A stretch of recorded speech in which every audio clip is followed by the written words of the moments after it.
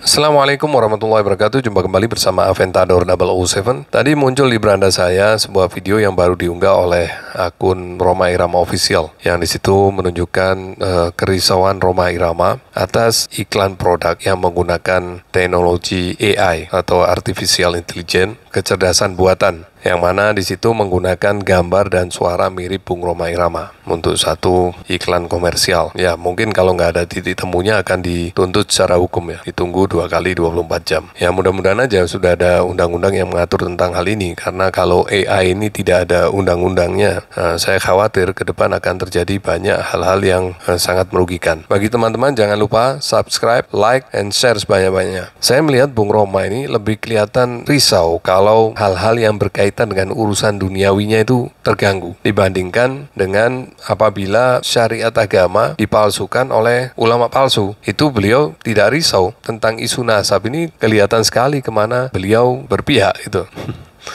Padahal iklan yang menggunakan AI dirinya itu sama sekali tidak ada keuntungan maupun kerugian buat Rhoma kelak di akhirat. Tapi terkait dengan syariat yang dipalsukan oleh ulama palsu yang dia tahu bahwa itu palsu semuanya, apabila dia mendukung, apalagi turut serta menyebarkan dan mempopulerkan, itu ada konsekuensinya. Kalau di akhirat, harusnya Bung Rhoma lebih berhati-hati urusan hal ini, bukan urusan iklan AI itu yang lebih membuatnya risau, ya kan? Terkait dengan urusan nasab ini, kelihatan yang berpolemik di dalam urusan nasab ini, grup Imad, Fuad, Fakih, Sugeng, itu lebih kelihatan menggampangkan. Untuk urusan mereka ini mereka menggampangkan, tapi untuk urusan orang lain mereka kelihatan sangat tasadud. Dan ini tampak jelas dari karakter Bung Rhoma juga. Kalau urusan orang lain, dia seperti kelihatan sekali menggampangkan.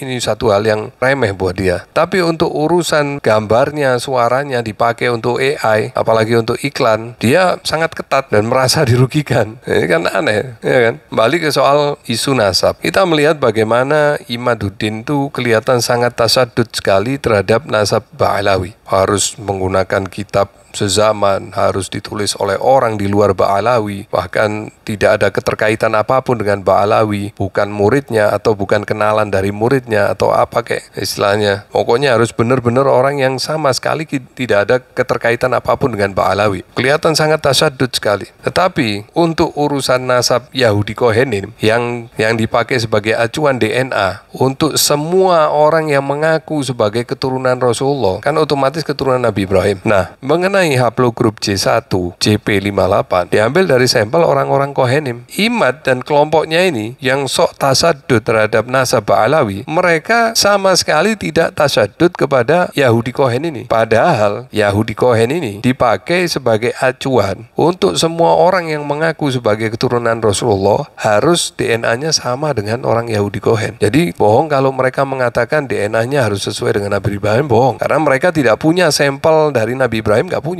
Yang ada adalah sampel dari orang Kohenim yang kemudian dihitung snipsnya hingga ke masa Nabi Ibrahim. Nah, baru kemudian diketahuilah kode yang seharusnya pada 3.800 tahun yang lampau. Nah, kemudian ditarik lagi, dihitung lagi ke bawah ke masa Nabi Muhammad SAW, ke masa Imam Ali. Lalu kemudian dirumuskanlah kode untuk Imam Ali. Tetapi ya itu tadi dasarnya dari Yahudi Kohenim. Jadi logika simpelnya begini, semua orang yang mengaku sebagai keturunan Rasulullah, pada dasarnya mereka bukan mencocokkan kodenya dengan Imam Ali, bukan, tetapi mencocokkan kode DNA-nya dengan Yahudi Kohen yang hidup pada masa sekarang ini. Sementara orang Yahudi Kohen ini tidak pernah diteliti nasabnya. Apakah nasabnya ini benar-benar sahih sampai ke Nabi Ibrahim? Nah, ini bagaimana? Sementara nasab keturunan Rasulullah yang dekat dengan masa Rasulullah sekitar 40 generasi lah, antara 38 sampai 40, 42 mungkin sampai ke masa Rasulullah, itu kan hitungannya jauh lebih dekat daripada jarak antara Kohen dengan Nabi Ibrahim. Kalau mungkin Kohen ini dengan masa Nabi Ibrahim mungkin sekitar 117 generasi, itu kan jauh sekali. Bagaimana mereka, kelompok Imad ini, menggunakan teorinya itu harus dengan kitab sezaman? Apakah mereka sudah menggunakan teori genealogi itu untuk orang-orang Yahudi Kohenim ini dengan kitab sezaman, apakah bapaknya ini ada di kitab apa, siapa yang nulis, apakah orang eksternal atau sesama Kohen. Sebab kalau Ba'alawi kan, kalau yang nulis sesama Ba'alawi kan ditolak. Nah ini Kohen ini siapa yang nulis nasabnya? Kalau sama-sama Kohen ya harusnya menurut Imad ya harus ditolak juga. Nah ini harus bergenerasi harus dibuktikan dengan kitab yang sezaman sampai ke 3.800 tahun yang lampau. Apakah sudah dilakukan itu? Dan kalaupun mereka memiliki itu, apakah mereka bisa memastikan bahwa ini semua Yahudi Kohenim ini tidak ada satupun yang anak zina? Sebab dalam Islam itu nasab itu bukan dari faktor biologi saja, tetapi faktor syariah yang menentukan apakah anak ini dilahirkan secara sah sesuai syariat, yaitu melewati pernikahan yang sah, atau anak ini anak zina. Sebab anak zina itu tidak bisa diintisabkan kepada bapaknya, ya kan? Misalnya ini ada anak namanya Imaduddin, ya, bapaknya kan namanya Sarman, harusnya kan dia Imaduddin Sarman, tetapi dia jadi Imaduddin Utsman, sedangkan Utsman ini bapak dari jalur ibunya. Nah kalau anak zina itu seperti itu. Nah harusnya sebelum mereka itu memfitnah nasab dzurriyyah Rasulullah ini palsu, orang tuanya mungkin selingkuh, oh ini anak pungut, anak macam-macam, seperti fitnah-fitnah yang disampaikan oleh mereka, oleh Sugeng, oleh Fakih, oleh oleh Imad dan lain-lain, itu harusnya kan mereka itu meneliti dulu DNA yang dijadikan acuan ini apakah benar-benar bernasabkan hingga ke Nabi Ibrahim, dan apakah benar Yahudi ini semuanya anak hasil pernikahan yang sah. Itu kan harus dibuktikan dulu. Makanya forum ulama fikih dunia itu mengharamkan untuk menggunakan DNA untuk mengisbat atau mengibtol nasab jauh. Muktamar NU yang ke-31 itu juga tidak untuk nasab jauh, tetapi nasab dekat, karena dalam mengisbat satu nasab dibutuhkan yaitu hukum pernikahan yang sah sesuai syariah. Jadi untuk Muktamar NU yang ke-31 itu pembicaraan tentang DNA untuk DNA jarak dekat, bukan untuk DNA jarak jauh. Saya jadi miris, apakah Bung Roma ini ketika mendengarkan informasi dari kelompok Imad ini, dalam pikiran Bung Roma apakah tidak sekalipun timbul kecurigaan apakah hukumnya mento'an nasab atau menyerang nasab keturunan Nabi Muhammad SAW yang secara kaidah ilmu nasab sahih dan bahkan diikrarkan oleh para ulama-ulama yang thiqah? Apakah boleh nasab mereka diserang, difitnah, dikatakan nasabnya palsu dan lain-lain hanya berdasarkan DNA orang-orang Kohen yang itu pun gak jelas nasabnya itu benar apa enggak ke Nabi Ibrahim? Apa Bung Roma tidak pernah tanya kepada ulama hukum tentang hal seperti ini? Apakah boleh mento'an nasab yang sah? Apakah boleh mento'an suatu nasab hanya dengan dasar karena DNA-nya tidak sama dengan DNA orang-orang Yahudi Kohen, yang mana Yahudi Kohen ini nasabnya juga belum jelas apakah benar-benar tersambung kepada Nabi Ibrahim, apakah dalam susunan nasab ini tidak ada yang anak zina, tanpa diteliti. Tapi sekali lagi, Roma tampaknya lebih merasa terganggu apabila urusan dunianya diganggu ketimbang bagaimana perasaan Rasulullah, bagaimana perasaan Sayyidah Khadijatul Kubra, bagaimana perasaan Sayyidah Fatimah Zahra, bagaimana perasaan Imam Ali bin Abi Thalib karamallahu wajhah menyaksikan anak keturunannya difitnah nasabnya palsu,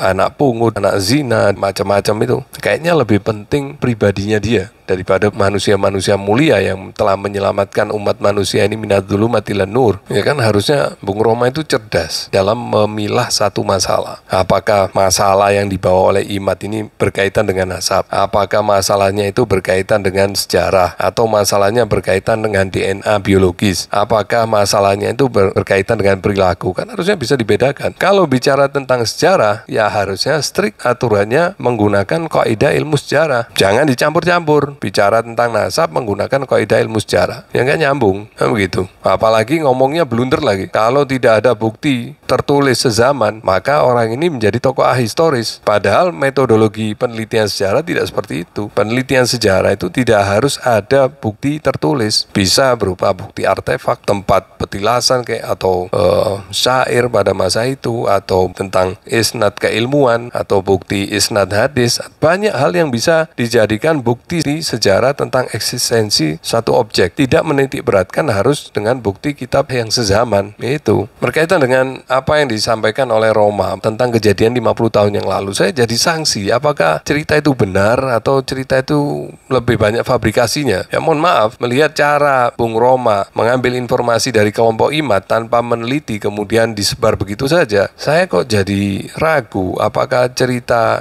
yang disampaikan Roma itu memang sesuai fakta. Jangan-jangan salah dengar, jangan-jangan salah paham, jadi ragu dengan apa-apa yang disampaikan oleh Roma ini, bener nggak ini? Lagian juga ceritanya Roma itu nggak bisa diverifikasi, yang ada kita dipaksa suruh percaya gitu aja, ya nggak mungkin tuh.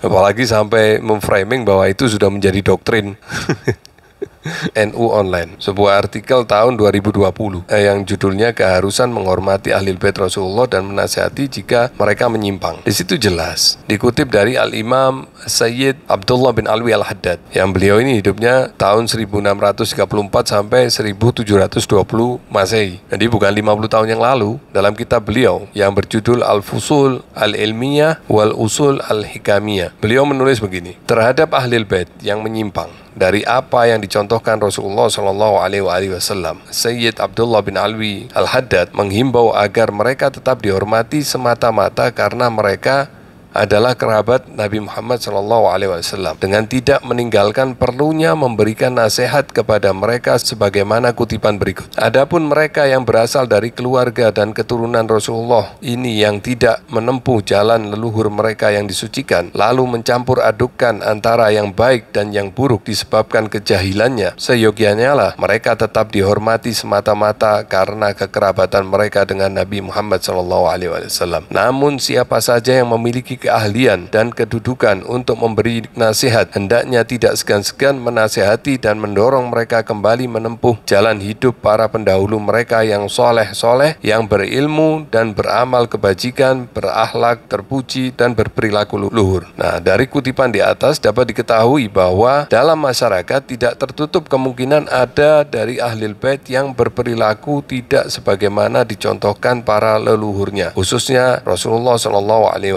Kepada Ahlul Bait yang seperti itu, Sayyid Abdullah Al-Haddad menghimbau agar siapapun yang memiliki kapasitas keilmuan dan kewenangan untuk tidak segan-segan memberikan nasihat dengan tetap bersikap hormat dan cinta kepada mereka secara wajar. Nasihat-nasihat yang hendaknya disampaikan kepada mereka adalah perlunya kembali menempuh jalan hidup sebagaimana para pendahulu yang berilmu dan beramal soleh serta berakhlak mulia sebagaimana dicontohkan baginda Rasulullah SAW. Imbauan dari Sayyid Abdullah Al-Haddad ini sekaligus merupakan jawaban atas adanya sikap sebagian kaum muslimin yang menganggap bahwa jika ada Ahlul Bait yang melakukan perbuatan-perbuatan yang menyimpang dari agama, mereka tidak perlu diingatkan karena menganggap Rasulullah SAW sudah pasti akan memberikan syafaat di akhirat kelak. Al-Imam Sayyid Abdullah Al-Haddad tidak setuju atas anggapan seperti itu. Sebagaimana kutipan berikut, ada yang mengatakan biarlah mereka adalah dari Ahlul Bait, Rasulullah SAW pasti akan bersyafaat kepada mereka, dan mungkin pula dosa-dosa yang mereka lakukan tak akan menjadi mudarat atas mereka. Sungguh ini adalah ucapan yang amat buruk yang menimbulkan mudarat bagi si pembicara sendiri dan bagi orang-orang lainnya yang tergolong kaum jahil. Bagaimana bisa seorang berkata seperti itu sedangkan dalam Al-Quran, kitabullah yang mulia, terdapat petunjuk bahwa anggota keluarga Rasulullah dilipat gandakan bagi mereka pahala amal baiknya, demikian pula hukuman atas perbuatan buruknya. Sangat jelas bahwa Al-Imam Sayyid Abdullah Al-Haddad tidak setuju terhadap anggapan bahwa orang-orang tertentu seperti Ahlul Bait memiliki kekebalan hukum atas hukum-hukum yang telah ditetapkan Allah Subhanahu wa Ta'ala disebabkan kemuliaan nasabnya yang bergantung kepada Rasulullah. Ulama yang diyakini sebagai pembaharu abad ke-11 Hijriah ini menyebut orang yang memiliki anggapan seperti itu telah melakukan perbuatan dusta tentang Allah Subhanahu wa Ta'ala serta menyalahi ijma' seluruh kaum muslimin. Mengutip sebuah hadis Rasulullah SAW yang diriwayatkan dari Abu Hurairah, hadis itu berisi peringatan kepada putri beliau yang bernama Sayyidah Fatimah Zahra agar tidak mengandalkan pembelaan dari ayahnya di hadapan Allah Subhanahu wa Ta'ala sebagai berikut: Hai Fatimah binti Muhammad, sungguh aku tak akan cukup sebagai pembelamu di hadapan Allah Subhanahu wa Ta'ala. Jadi tidak benar apa yang disampaikan oleh Bung Roma bahwa ini adalah doktrin Pahlawi, itu sama sekali nggak benar. Jadi Bung Roma untuk lebih hati-hati lagi, mengingat usia juga sudah hampir 80 tahun, harusnya lebih hati-hati dalam bersikap dan berbicara. Jangan sampai menimbulkan kerugian yang besar di akhirat kelak. Ya. Bagi teman-teman jangan lupa subscribe, like, and share sebanyak-banyaknya. Wabillahi taufiq walhidayah wal afu minkum. Wassalamualaikum warahmatullahi wabarakatuh.